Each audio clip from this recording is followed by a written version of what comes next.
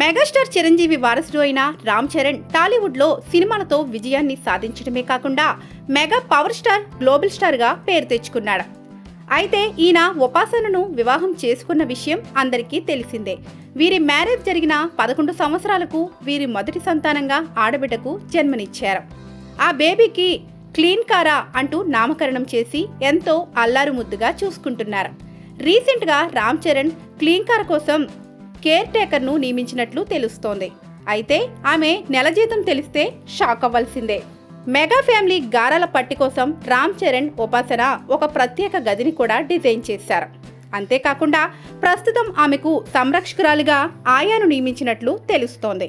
అయితే ఆమె నెలకు తీసుకునే జీతం అందరినీ ఆశ్చర్యాన్ని గురిచేస్తుందని చెప్పవచ్చు.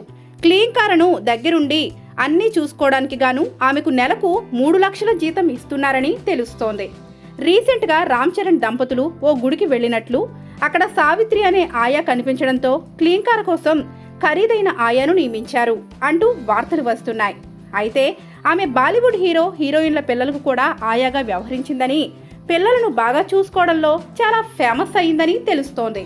సావిత్రి బాలీవుడ్లో సైఫ్ అలీ ఖాన్ పిల్లలకు కరీనా కపూర్ కొడుకు, ఆ తర్వాత కుమార్తెకు కూడా ఆయాగా వ్యవహరించినట్లు సమాచారం.